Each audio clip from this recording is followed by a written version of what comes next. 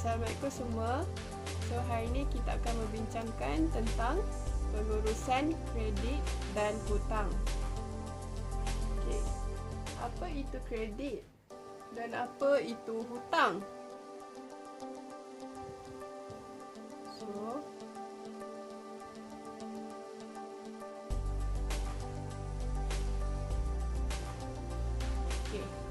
kredit membawa maksud satu kemudahan penangguhan bayaran yang diberikan oleh pembekal kepada pengguna. Maksudnya, kredit adalah kemudahan yang diberikan oleh pihak bank kepada pengguna. Okey, contohlah. Contoh, Ahmad ada dia meminjam kad kredit sebanyak RM10,000. Okey, so Ahmad mempunyai kemampuan untuk membeli barang dan membuat transaksi sehingga RM10,000 dengan kad tersebut. Dan dia akan membayar balik kepada bank dalam satu tempoh yang tertentu nanti.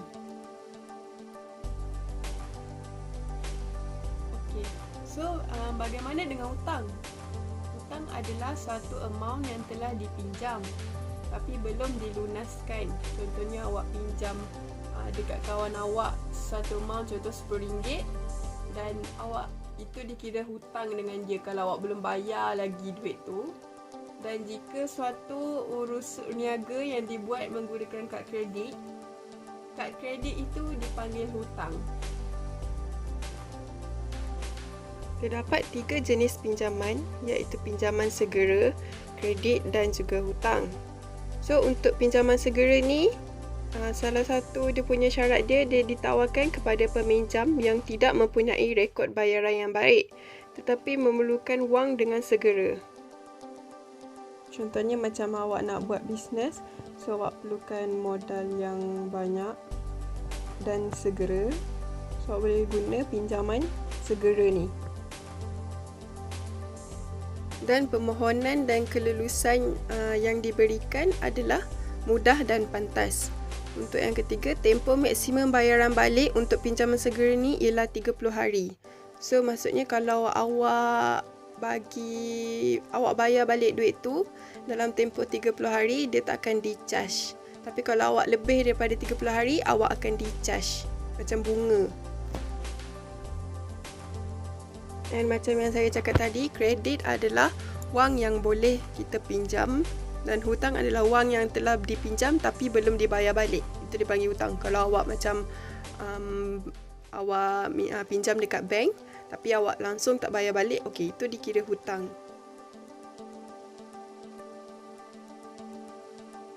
Okey, sekarang ni saya akan explain tentang hutang. Hutang adalah pinjaman daripada institusi kewangan yang perlu dibayar secara berperingkat dalam tempoh yang ditetapkan berserta dengan faedah. Contohnya macam awak membuat pinjaman dekat bank, and then awak perlu membayar balik pinjaman tersebut dalam tempoh yang ditetapkan dan disertakan dengan faedah. Ada 2 jenis hutang, iaitu hutang baik dan hutang buruk. So, apa itu hutang baik? Hutang baik adalah untuk menambah baik nilai kewangan serta membantu mengembangkan simpanan. Contohnya macam awak pinjam untuk menyimpan. Dan sebagai contoh, pinjaman pendidikan, awak pinjam untuk awak melabur kepada pendidikan awak. Dan pinjaman untuk pelaburan, maksudnya awak melabur. Dan hutang buruk pula adalah awak membeli barang yang nilainya dah susut. Semakin hari nilai dia semakin susut. Atau hutang kad kredit awak tu sangat bertimbun yang awak tak bayar.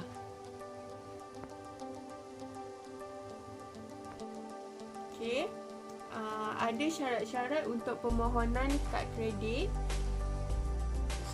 Salah satunya dia mesti berumur 21 tahun ke atas. Dan dia mesti berpendapatan minimum 24,000 setahun dan juga memenuhi syarat-syarat lain yang telah ditetapkan oleh pihak bank. Dan peminjam pula mempunyai penyata slip gaji atau dokumen sokongan bila dia nak memohon kad kredit. Terdapat beberapa panduan untuk menggunakan kad kredit dengan bijak. Contohnya, awak pilih satu kad kredit saja yang paling sesuai. Awak jangan pilih banyak-banyak, ikut kemampuan awak.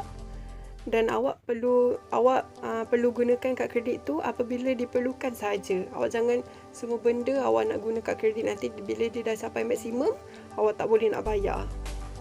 And then, awak mesti membuat pembayaran dalam tempoh yang ditetapkan. Contoh tempoh yang ditetapkan dalam masa 20 hari daripada tarikh penyata. Dan kalau boleh, try untuk membuat pembayaran penuh daripada awak membuat pembayaran minimum je setiap bulan. So macam setiap bulan-bulan dia ada harga yang kita kena bayar kan, dia ada minimum dan juga ada harga yang ditetapkan untuk bayar. So lebih baik untuk kita bayar penuh. Kemudian elakkan untuk menggunakan kad kredit awak tu sehingga maksimum, sebab takut nanti awak tak boleh nak bayar. Okay, seeloknya awak buat rekod bagi pembayaran setiap perbelanjaan awak dan kemudian semak dengan penyata dari bank untuk mengelakkan sebarang kesilapan. So selalunya bank akan bagi penyata kalau awak minta.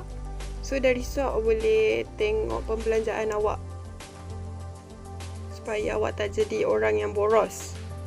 Dan jangan kongsikan maklumat berkaitan dengan kad. Nombor PIN ke apa-apa ke, jangan kongsi maklumat itu dengan orang, bahaya. Sekarang ni banyak scam kan. So lebih baik untuk awak perbaharui nombor PIN awak secara macam 3 bulan sekali. So orang tak dapat trace awak punya nombor PIN number tu. So itu dapat mengurangkan orang nak curi duit awak ataupun scam ke. Okay. So bagi pembayaran atas talian, gunakan kad kredit di laman sesawang yang boleh dipercayai sahaja. Awak jangan gunakan nama web yang awak tak ketahui, tapi awak masukkan je nombor PIN tu. Salah So alamat laman sesawang haruslah bermula daripada HTTPS. Dan awak juga perlu segera melaporkan kepada pihak pengeluar kad sekiranya berlaku kehilangan atau kecurian kad. Awak jangan diam je, sebab nanti dah terlambat. Nanti orang semua dah ambil duit awak dari bank. Dan akhir sekali, kalau awak nak apply kad kredit ni, selalunya awak dapatkan nasihat kewangan untuk menguruskan hutang kad kredit awak. Supaya awak bijak menggunakan kad kredit dan bijak menguruskan perbelanjaan awak daripada baki yang terkini. Okay, untuk pembayaran kad kredit, pihak pengeluar kad kredit akan memberikan penyata bulanan kad kredit setiap bulan yang menyenaraikan semua perbelanjaan dan cas-cas yang terlibat. Dan pembayaran pula boleh dibuat melalui atas talian online. Dan pihak pengeluar kad kredit juga menawarkan pembiayaan minimum kad kredit, iaitu 5% tadi. So 5% ni yang minimum kad kredit yang kita harus bayar. Ya, apakah yang anda faham tentang kesan pembayaran minimum dan pembayaran lewat bagi penggunaan kad kredit? So kat sini saya nak terangkan, untuk pemilik kad kredit, dia akan mendapat satu penyata. Dan dalam penyata tersebut terdapat butiran seperti had kredit, tarikh penyata dan juga jumlah terkini, jumlah bayaran minimum, jenis-jenis charge dan sebagainya. So semua tu akan tertera dekat kita punya penyata kad kredit. So pemilik kad seharusnya membayar jumlah terkini supaya tak dikenakan sebagai sebarang charge kewangan.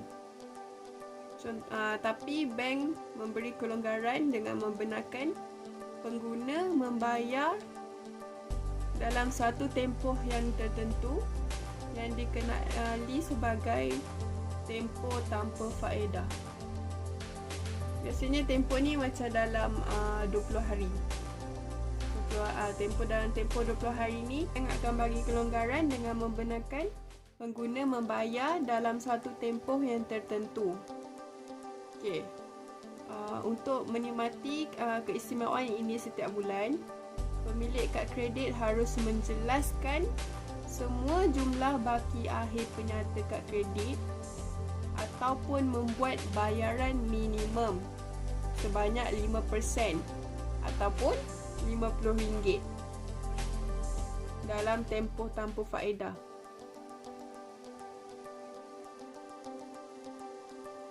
Dan jika masih terdapat baki daripada jumlah terkini selepas tamat tempoh tanpa faedah, contohnya 20 hari ini, caj kewangan atau faedah akan dikenakan ke atas baki tersebut dalam kadar harian, dan kebanyakan bank akan mengenakan kadar faedah sebanyak 15% hingga 18%. Okey, kita tengok untuk poin yang keempat. Jika tiada sebarang bayaran yang dibuat dalam tempoh tanpa faedah, maksudnya bulan pertama dia tak bayar, maka caj bayaran lewat minimum RM10 ataupun 1% daripada jumlah baki belum jelas pada tarikh penyata bulan seterusnya akan dikenakan. Maksudnya kalau bulan ni dia tak bayar, akan caj minimum RM10 ataupun 1% daripada jumlah baki itu dan akan dikreditkan dekat second month untuk bulan kedua pula. Okey, untuk contoh soalan ni, Encik Ahmad menerima penyata kad kredit untuk bulan Januari 2019 dari Bank Sentosa. Penyata menunjukkan Encik Ahmad mempunyai jumlah terkini baki tertunggak sebanyak RM5,200. Anggap bahawa Encik Ahmad tidak menggunakan kad kredit dalam bulan Februari. So soalan dia, berapakah bayaran minimum yang harus dibayar oleh Ahmad? Okay, untuk soalan A, berapakah bayaran minimum? So first kita akan cari dia punya jumlah terkini. Jumlah terkini dia adalah RM5,200. Dan kemudian 5% daripada jumlah terkini untuk bayaran minimum. Tadi dia cakap bayaran minimum adalah 5%, betul tak? So 5% darabkan dengan RM5,200. So jawapan dia jadi RM260. So 260 ni adalah bayaran minimum yang harus dibayar kepada bank. Dan jumlah ini melebihi RM50. Jadi bayaran minimum yang harus dibayar oleh Encik Ahmad adalah RM260. Okey, untuk soalan B pula.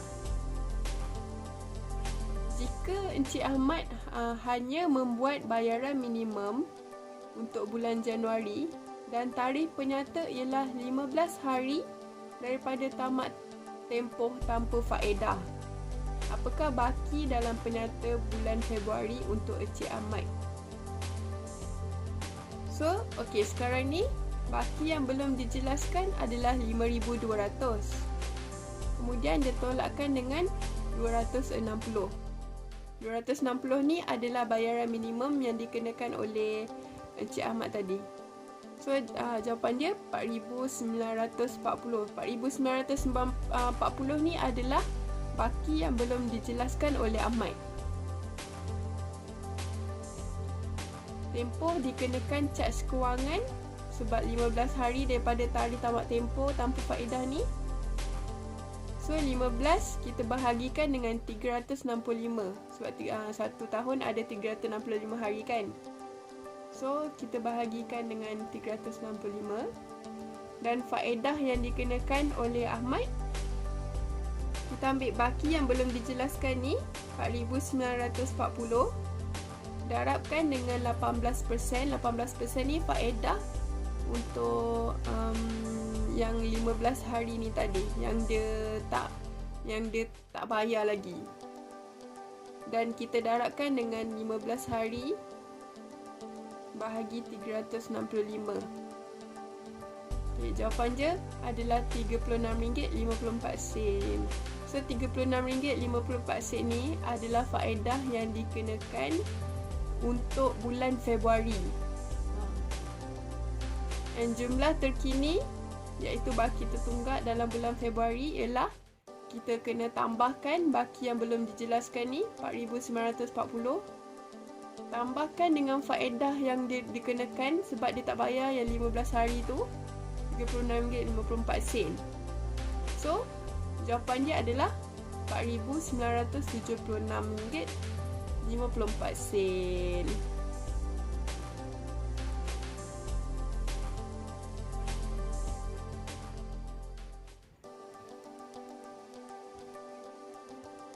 Okey, untuk soalan C. Jika Encik Ahmad terlupa membuat sebarang pembayaran untuk bulan Januari, apakah baki dalam penyata bulan Februari untuk Encik Ahmad? Maksudnya masa bulan Januari tu dia langsung tak bayar dia punya pinjaman kad kredit. So baki dalam penyata dalam bulan Februari tu berapa? So jawapan dia baki yang belum dijelaskan iaitu RM5,200 sebab dia tak bayar apa-apa. Dan tempoh dikenakan caj kewangan adalah 15 hari sebab 15 hari adalah tempoh yang dia belum bayar.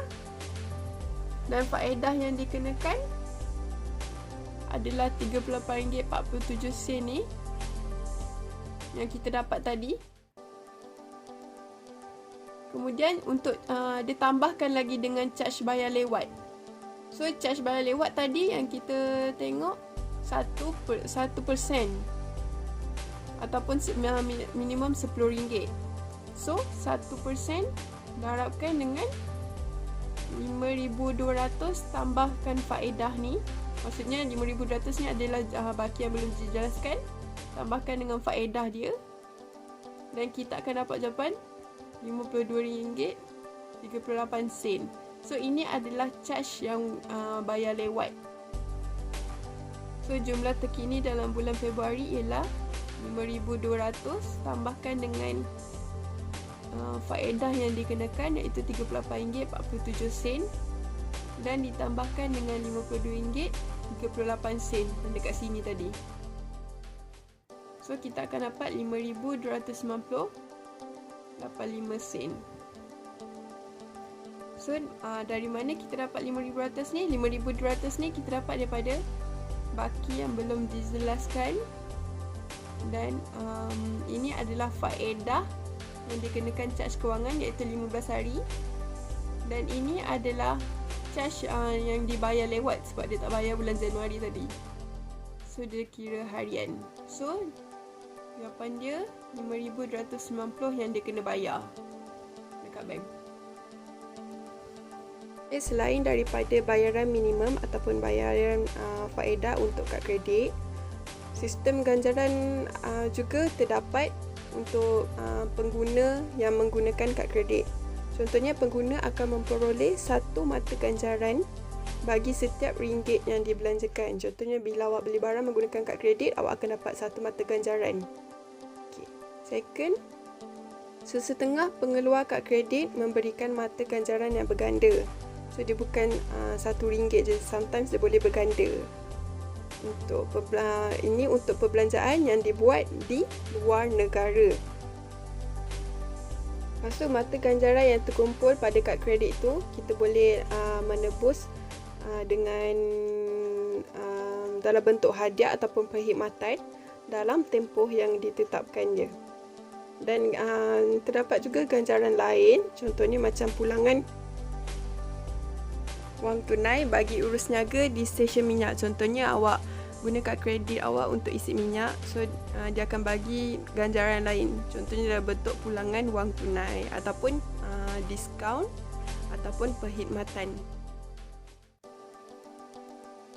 Okey, selain daripada ganjaran yang diberikan dengan menggunakan kad kredit, Charge-charge lazim juga akan dikenakan bagi pengguna kad kredit. So sebab tu kita kena ambil langkah berjaga-jaga dan apply kad kredit hanya untuk mengikut kita punya kemampuan je. Kalau tak mampu, jangan apply kad kredit. So terdapat beberapa charge-charge lazim untuk kad kredit, contohnya macam yuran penyertaan dan yuran tahunan. So, setengah kad menggunakan bayaran ini dan yuran adalah berbeza-beza mengikut pengeluar kad. Second, yuran kad baharu. Charge akan dikenakan bagi sebarang permohonan kad baharu disebabkan kes kehilangan, kecurian ataupun kad rosak. So maksudnya kalau kad awak rosak ke apa ke, dia akan kenakan charge untuk kad baharu. Dan charge yuran pendahuluan wang tunai juga akan dikenakan, iaitu sebanyak 18% setahun atau 1.5% sebulan. Dan faedah dan charge bayaran lewat juga akan dikenakan. Selain itu, kalau awak membuat urus niaga di antarabangsa, so awak akan di-charge juga. Okey, kad kredit ni juga ada kelebihan dan juga ada dia punya kurang dia. So okey, kita tengok untuk kelebihan. Kita tidak perlu membawa tunai yang banyak. Sebab sekarang ni kan dah ke arah go cashless kan. So kita tidak perlu membawa tunai yang banyak untuk membuat satu urus niaga. Dan kemudian dia memberi kemudahan untuk membeli barangan dan perkhidmatan atas talian. Contohnya macam Shopee, Lazada, semua tu. Dan kaedah pembayaran dia mudah dan cekap. So cepat. So kita tak perlu pergi ke ATM untuk cucuk duit. Selain itu, penawaran sistem ganjaran dalam bentuk rebate tunai ataupun penebusan mata juga terdapat di dalam kad kredit. Okey, selain kelebihan, kad kredit juga ada kekurangan. Contohnya macam kita berbelanja lebih daripada sepatutnya sebab kita macam tak sedar kita guna je kad kredit kita tu, berbelanja lebih daripada sepatutnya. Dan setengah kedai tidak menerima pembayaran melalui kad kredit. Contohnya macam kedai runcit, susah sikit. So, jumlah hutang akan semakin meningkat kerana dibebankan dengan charge-charge tadi. Dan akhir sekali, jumlah pendapatan dan simpanan masa hadapan akan berkurangan sebab kita lebih banyak boros daripada menyimpan.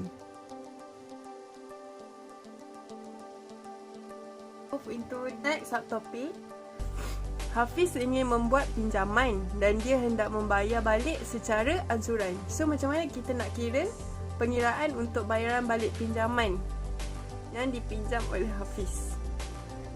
Okey, setiap pinjaman yang dipinjam oleh Hafiz, contohnya dipinjam RM10,000, dia akan dikenakan faedah ke atas pinjaman itu. Macam kita belajar yang faedah sama rata semua tu kan. Dan bagi pinjaman itu wujud setelah dia menolak bayaran pendahuluan dan ditambah pula dengan jumlah faedah yang dikenakan. Okey, contoh untuk pinjaman dengan faedah sama rata, contohnya macam pembelian kereta ke, kalau awak nak beli kereta, awak boleh pinjam dengan bank dan kemudian bayar dalam tempoh yang tertentu. Dan untuk selain kereta, awak boleh buat faedah sama rata ni untuk pinjaman peribadi awak dan also untuk pembelian barangan pengguna. Contohnya macam barangan runcit harian. Okey, saya terangkan dulu formula untuk mencari faedah sama rata ni. A iaitu jumlah bayaran balik bersamaan dengan P iaitu pinjaman tambah PRT. P itu adalah pinjaman, R itu adalah faedah ataupun rate, T itu adalah tempoh bayaran balik.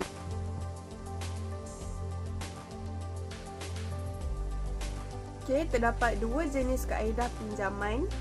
Satu adalah kaedah faedah sama rata dan satu lagi adalah faedah atas baki. Dan sebelum ni kita belajar faedah mudah dan faedah compound kan. Faedah sama rata ni dia lebih kurang je macam faedah mudah tu. So, faedah sama rata, jumlah faedah yang dikenakan setiap bulan adalah tetap. Contohnya dia dah kenakan setiap bulan, contohnya 6%. So 6% je lah setiap bulan. So kalau untuk faedah atas baki ni, dia jumlah faedah setiap bulan yang dikenakan ke atas pinjaman bergantung kepada jumlah baki pinjaman pada bulan tersebut. So maksudnya bulan pertama baki pinjaman dia 1000.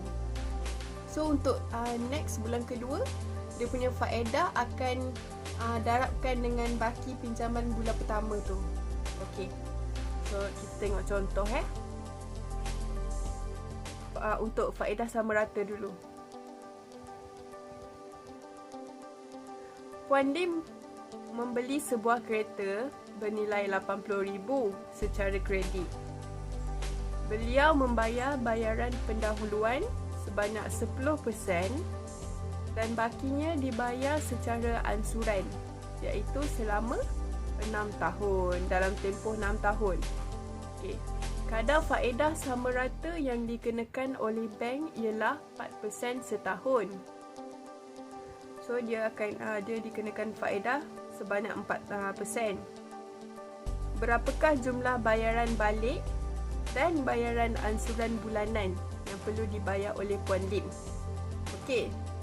Untuk soalan ni, kita tengok dulu dia punya jumlah pinjaman dia bersamaan dengan harga belian. Harga belian tolak bayaran pendahuluan. So harga belian ni adalah sebanyak 80,000.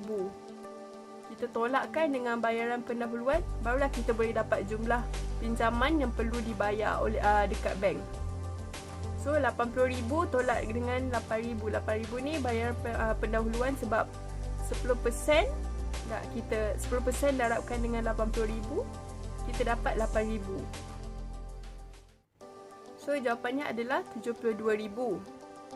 So faedah untuk 6 tahun kita kira 72,000 sebab pinjaman yang perlu dibayar, darabkan dengan 4% dia punya faedah tadi ni, faedah sama rata ni, darabkan dengan 6 tahun. Dapatlah 17,280. Yang ini kita boleh tengok daripada formula yang sebelum ni, faedah mudah, iaitu I sama dengan PRT tu. Ingat lagi tak? So untuk jumlah bayaran balik yang perlu dijelaskan oleh Puan Lim sebanyak 72,000 tambahkan dengan 17,280. 17,280 ni adalah dia punya faedah untuk 6 tahun. So jumlahnya adalah 89,280. Dari sini kita boleh guna formula A sama dengan P tambah PRT. So P ni adalah jumlah pinjaman yang perlu dibayar, tambahkan dengan PRT. R ni adalah faedah, T ni adalah tempoh. So A ni adalah jumlah bayaran balik. Okay, untuk ansuran bulanan, macam berapa yang dia kena bayar setiap bulan. So pinjaman ni 89,280 yang jumlah pinjaman yang dia kena bayar balik ni, kita bahagikan dengan 72 bulan. Okey, kenapa 72 bulan? Sebab 6 tahun darabkan dengan 12 bulan. So kita dapat 72 bulan. So jawapan dia adalah 1,240. So 1,240 ni adalah bayaran yang perlu dibayar oleh Puan Lim sebulan, setiap bulan selama 6 tahun. Okay, next. Okay, kita buat lagi soalan untuk faedah sama rata. Contohnya, Encik Azlan membuat pinjaman peribadi sebanyak RM10,000 daripada Bank Mulia dengan kadar faedah 4% setahun. So ini adalah faedah sama rata dan tempoh bayaran balik adalah selama 7 tahun. Berapakah ansuran bulanan yang akan dibayar oleh Encik Azlan? Okay, kalau macam ni lebih senang kalau kita buat formula tadi tu. Ni So formula dia A iaitu jumlah pinjaman yang perlu dibayar balik, P adalah pinjaman dia tambahkan dengan ni faedah dia, faedah sama rata ni.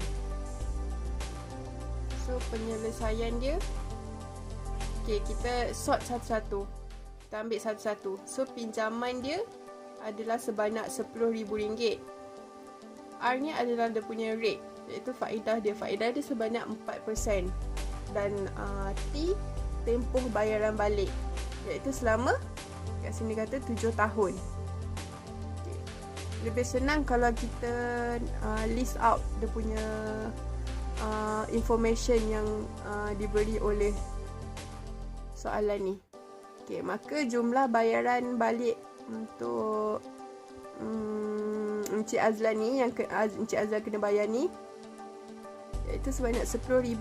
Kita masukkan formula P, RM10,000 tambahkan dengan RM10,000 darab 4% darab dengan 7 tahun, ikut formula ni.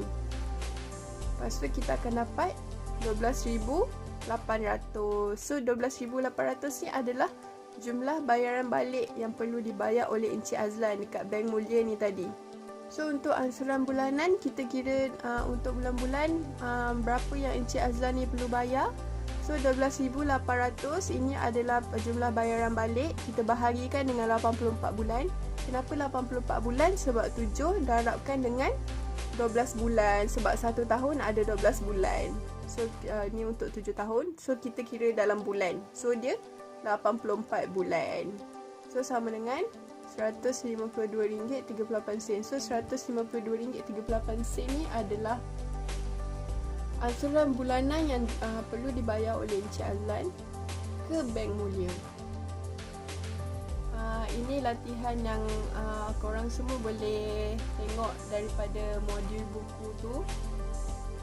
Untuk soalan nombor 9A, last kali tu, muka surat 14.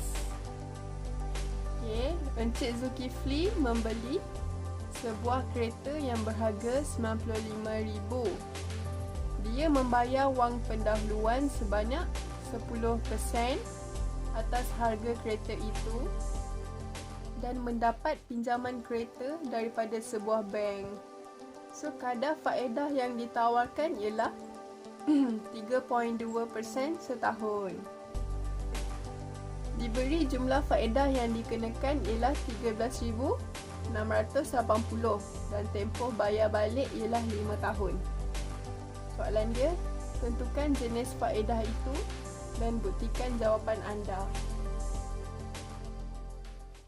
So lebih senang untuk kita list out semua information yang diberikan. Okay, so pinjaman dia adalah RM95,000 dan faedah dia adalah 3.2%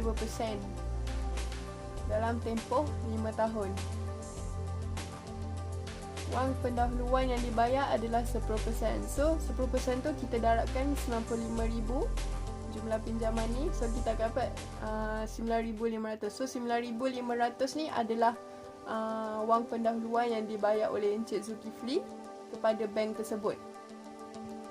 So bila untuk pinjaman perlu dibayar ni, kita kena tolakkan dengan wang pendahuluan supaya kita dapat tahu berapakah pinjaman yang perlu dibayar balik dekat bank.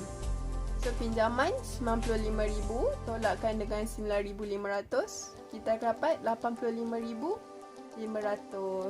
Okey, lepas tu dia minta jumlah faedah yang dikenakan adalah RM13,980.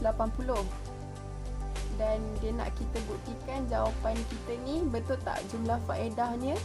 Kita dapat RM13,680. So kita buat formula I sama dengan PRT tu untuk kita dapatkan jumlah faedah saja. So 85,500 ni pinjaman bayar balik ni, darabkan dengan 3.2% faedah dia, darabkan dengan T iaitu tempoh sebanyak 5 tahun. So So kita akan dapat jawapan dia 13,680. So sama dengan jumlah faedah yang dikenakan oleh Encik Zulkifli ni. So kat sini dia kata dia tanya tentukan jenis faedah itu. So faedah ini adalah faedah sama rata. Ini second question dia kata hitung ansuran bulanan yang perlu dibayar oleh Encik Zulkifli. So sekarang ni ansuran bulanan bersamaan dengan jumlah pinjaman kita tu. Jumlah pinjaman ni tak termasuk wang pendahuluan tu. So 85,500 tambahkan dengan faedah yang dikenakan ke atas pinjaman tu. So kita akan dapat 99,180. Okey.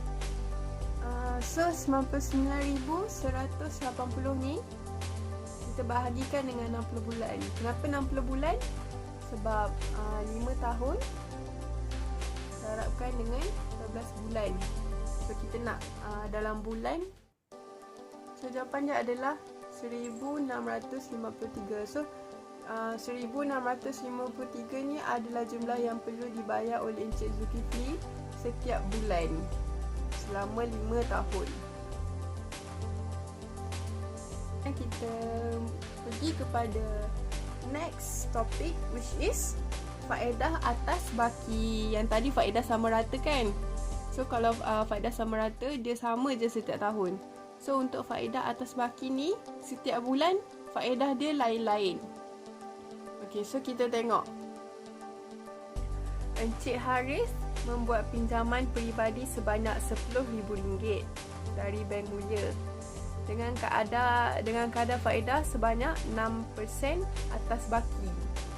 Tempoh bayaran balik adalah selama 7 tahun. So arti adalah 7 tahun. Manakala ansuran bulanan adalah sebanyak 150. So dia suruh hitung jumlah faedah yang perlu dibayar oleh Encik Haris bagi 2 bulan pertama. So sekarang ni soalan nak jumlah faedah je. Jumlah faedah yang perlu dibayar oleh Encik Haris bagi 2 bulan pertama. So macam mana penyelesaian dia? Okey, kita settlekan satu-satu. So untuk bulan pertama, RM10,000 ni adalah pinjaman dia. Darabkan dengan faedah dia 6%. So and kita darabkan dengan 1/12. 1/12 ni maksudnya 1 ni bulan pertama dan 12 ni 12 bulan. So 1 tahun ada 12 bulan. So untuk yang bulan pertama 1/12. Okay, bersamaan dengan, so jawapan dia adalah RM50.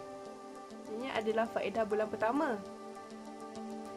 So kita akan kira jumlah pinjaman pada akhir bulan pertama.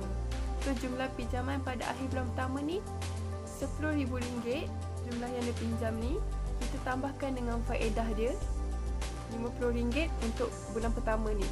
So kita akan dapat RM10,000 10,050. Okay, so baki selepas bayaran ansuran bulan pertama. Sebab yang ni dia cakap ansuran bulanan adalah sebanyak 150. Maksudnya dia bayar bulan-bulan dekat bank 150. So baki pinjaman akhir bulan pertama ni RM10,050 ni kita tolakkan dengan ansuran bulanan sebanyak 150. 150 ni yang dia bayar dekat bank. So kita akan dapat 9,900. So 9,900 ni adalah jumlah yang perlu dilunaskan oleh Encik Haris kepada bank. So sekarang ni kita akan cari untuk bulan kedua pula. Sebab dia kata dia nak 2 bulan pertama kan. So untuk bulan kedua ni kita kira untuk jumlah baki pinjaman pada awal bulan kedua, iaitu 9,900 tadi. Faedah bulan kedua kita ambil daripada baki yang kita dapat bulan pertama tadi. So 9,900 darabkan dengan 6% faedah dia, darabkan dengan 1/12. 1/12 ni untuk bulan kedua, bulan yang second pula. So dia tetap dikira 1/12.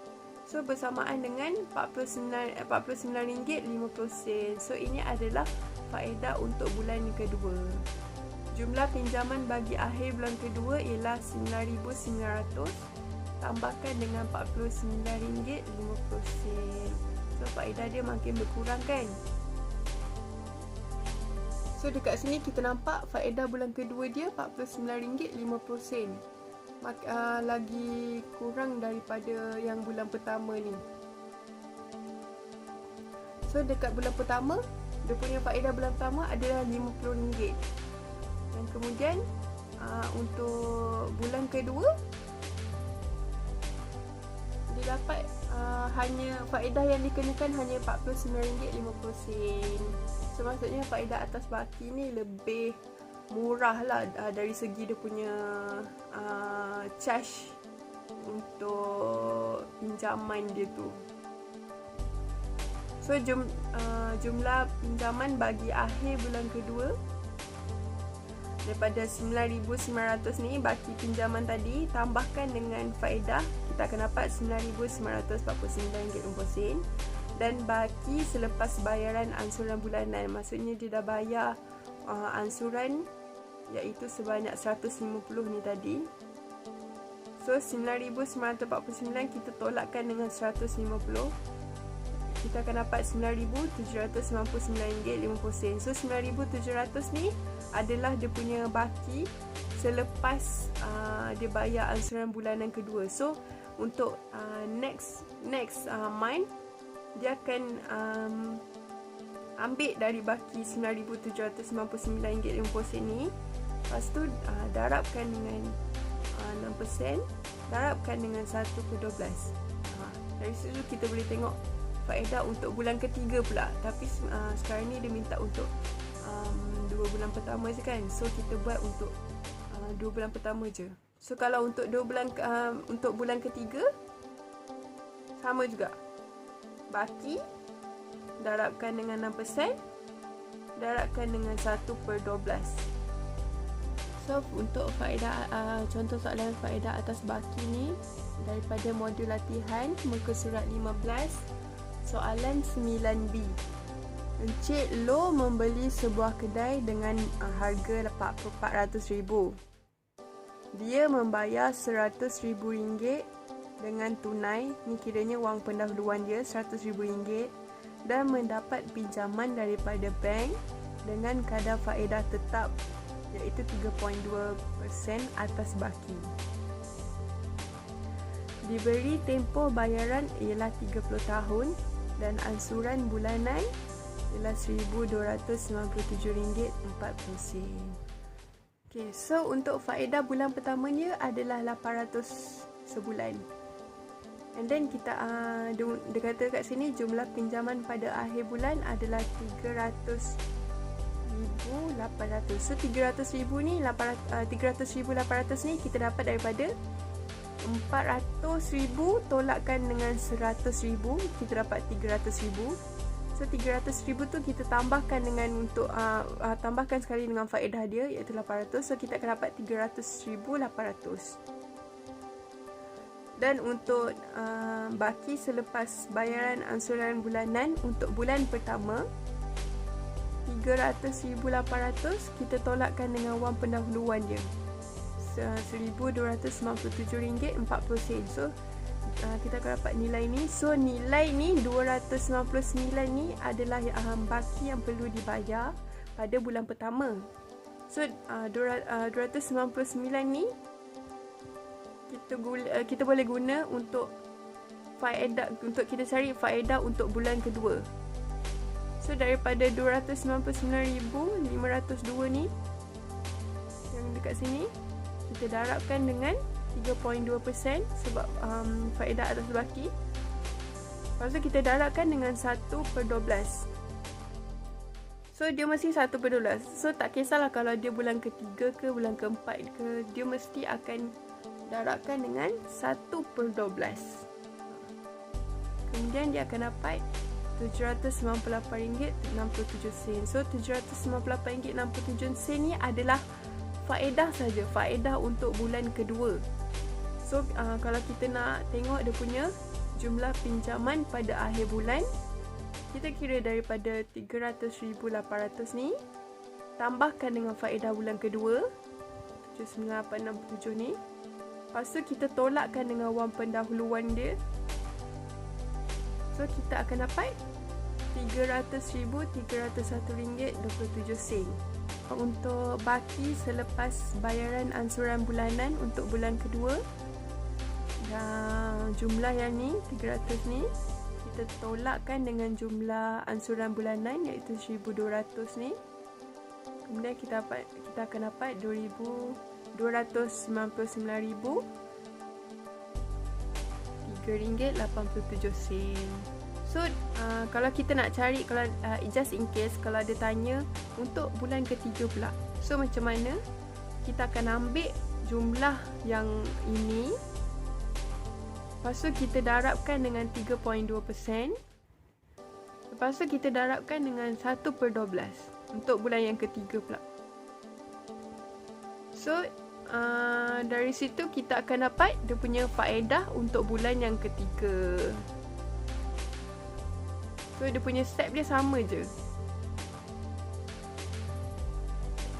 Soalan dia tanya, berapakah faedah yang perlu dibayar oleh Encik Loh untuk 2 bulan yang pertama? So jawapan dia, faedah bulan pertama 800 tadi, tambahkan dengan faedah bulan kedua 798 tadi. So kita akan dapat RM1,598.67. So RM1,580.67 ni adalah jumlah faedah yang perlu dibayar oleh Encik Loh untuk 2 bulan yang pertama.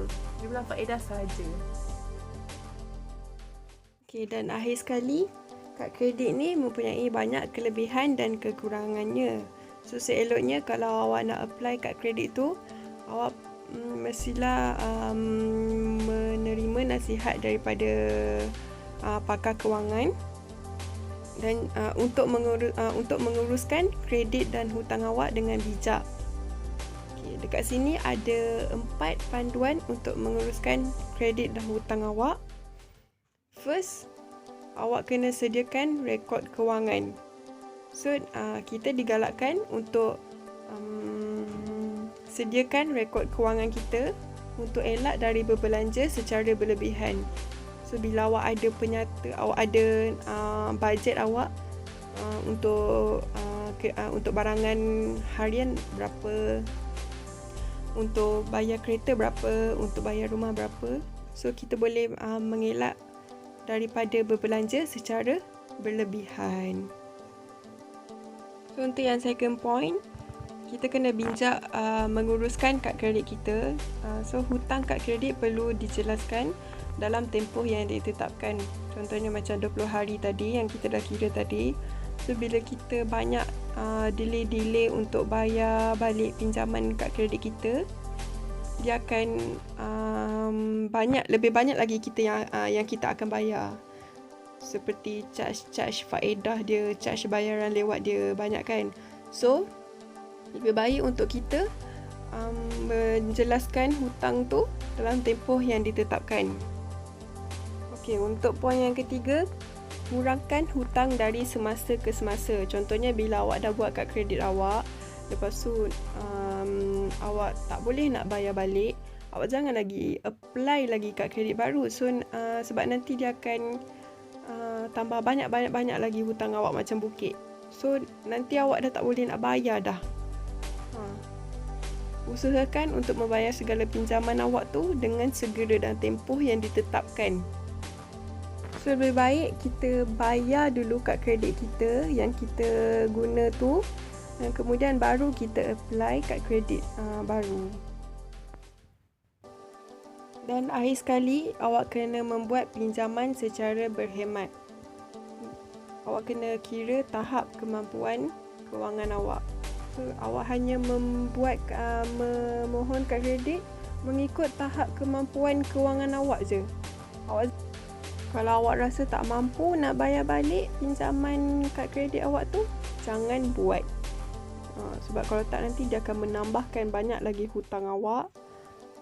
So seeloknya awak kena mendapat nasihat daripada pakar kewangan sebelum awak nak apply satu kad kredit tu.